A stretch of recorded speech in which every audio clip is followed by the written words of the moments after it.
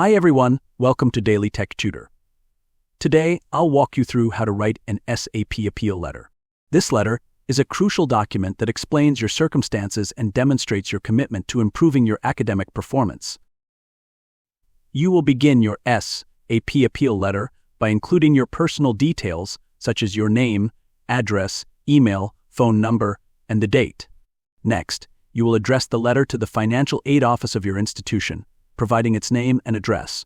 The subject line should clearly state the purpose of your letter, requesting reinstatement of your financial aid due to not meeting satisfactory academic progress requirements. Finally, you will formally greet the financial aid committee before presenting your appeal. After that, write, "I am writing to appeal the suspension of my financial aid due to not meeting satisfactory academic progress requirements.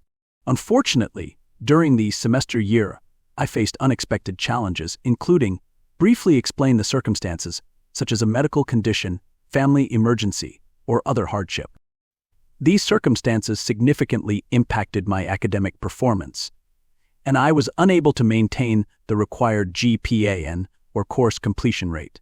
However, I have since taken corrective steps, such as mention any improvements, like seeking academic support, adjusting study habits, or resolving personal issues, and I am committed to regaining good academic standing.